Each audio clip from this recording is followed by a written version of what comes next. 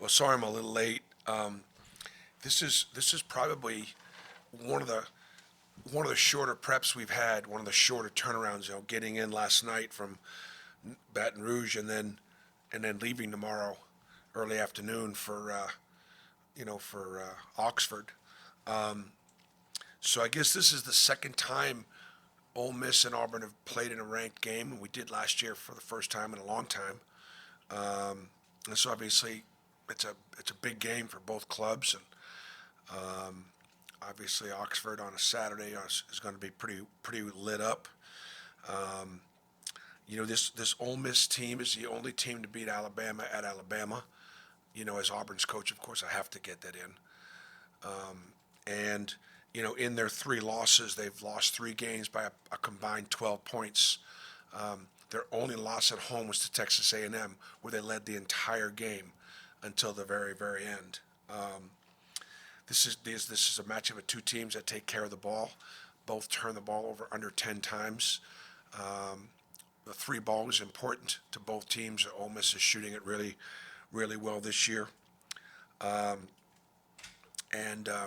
they probably, when Jalen Brakefield is coming off the bench, that tells you how much, how deep and how talented a roster this Ole Miss team has.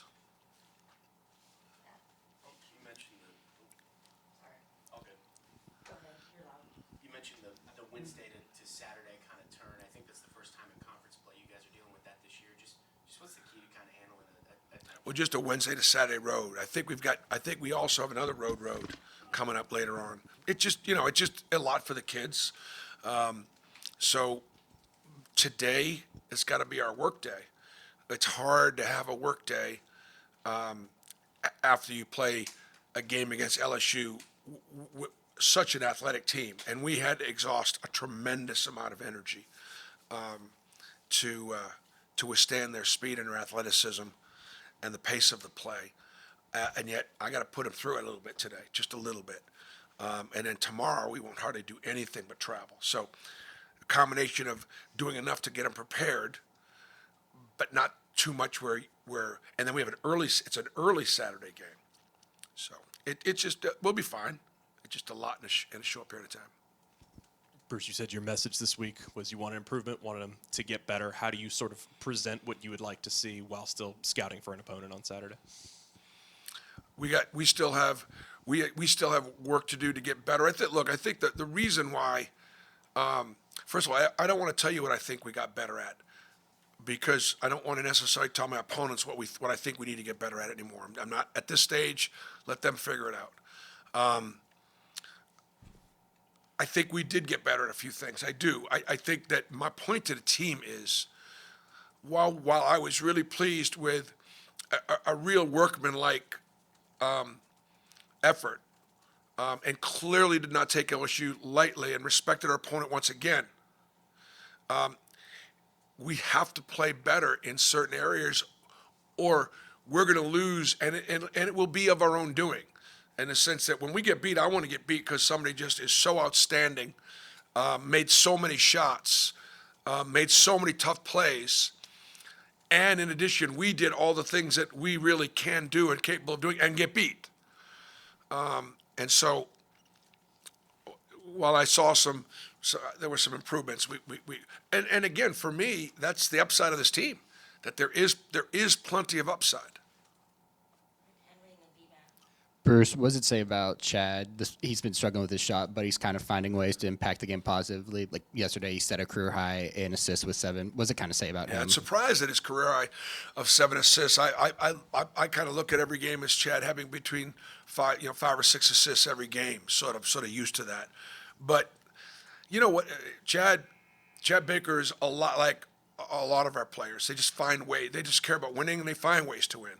We recognize that that Janai Broom has to score for us to be effective and rebound, but it could mean blocking shots in order to win. Or, we know that we rely on Miles to stretch the defense and be such an incredible threat from 3 and anywhere on the floor. But yet it could be his defense or his defensive rebounding. And I mentioned this in a tweet yesterday. It's just like I do leave the game going, man, I wish I could do more for Denver, or more for Miles, or, Cheney really deserves a couple more shots, or, and then and so therefore what I want our guys to do is take advantage of the shots they're getting, right? Because they're playing with other good players. And, Chad's a good example. Chad just wants to win. Bruce, Janai did not have an assist against LSU. Was that them sort of trying to take away that inside-out game from you guys, or just him maybe getting back in the groove of things, or his teammates too? I think generally speaking, when you go, like for example, when you go into a scout, and Janai hears these words, they're going to play you one-on-one in the post. You got to be careful when you say that to him, because he will take you at your word. And, nobody's going to play him one-on-one in the post. Do they have a double program? Do they have a rotation? No. LSU doesn't really double and rotate. They don't. Will they dig? Well, yeah. And so there were several times where he got double teamed where he could have kicked it out. And when you play against a team that he knows is going to double the post, then he'll go into the game sort of understanding that and looking for it. We've got to do a better job of making that adjustment so I can stop teasing him about having triple doubles. Hey, you brought some really good teams to Ole Miss in the last few years and had some trouble over there. What makes it tough over there? Well, I mean, what's made it tough is they're good. They're good and they're well coached, and they got dudes. Like, these guys have really invested in the NIL now. They have. And, when you say that, you used to say that and say that used to have a negative connotation. It doesn't anymore. The reason why the SEC, top to bottom, is as strong as the league is right now because we've invested in the league. Coaches, facilities, the SEC network, and NIL budgets. Top to bottom. We have some people in the middle and the bottom of our league that have as good NIL budgets or better NIL budgets than some of the people at the top of the league, which is a compliment to the league, that the league and these programs are invested in their programs and their student athletes. Kind of talking about the league, what would you take away from this January stretch heading into this February stretch of conference play? What's really interesting, we have Ole Miss. I could tell you our next 3 or 4 games.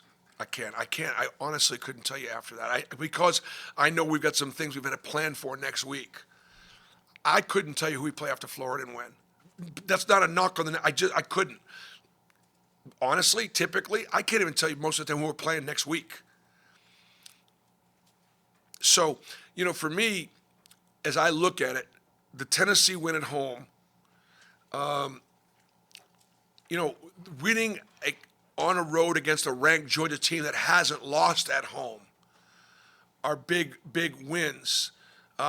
Everything else is sort of, I think we've done what we're supposed to do so far, right? This one Saturday is probably another one that's in the category of Ole Miss ain't gonna lose to hardly anybody at home. So it's an opportunity. It's an opportunity to be a separator.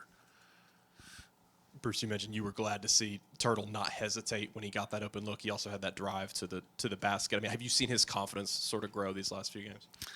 The thing I like about Turtle is he's in there working as hard with the assistant coaches or in the weight room or watching film as any of our starters. And that's the thing that I want to comment. I want to compliment Turtle. I would say he is working like a starter. Now, so is Cheney Johnson as our hardest worker.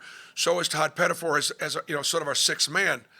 And so, and our guys recognize that. And look, he's a senior. This is his last year. And he's trying to make history and he's trying to build memories. And he's also trying to prepare himself for a career professionally. He can play overseas. So no, it doesn't surprise our players, but it just I think what it does is when you get contributions. Chris Moore got 5 offensive rebounds and played really good defensively. Our guys all feel good about that for Chris. And I think that's why sometimes they're each willing to take less because they want all their teammates to feel good about making a contribution.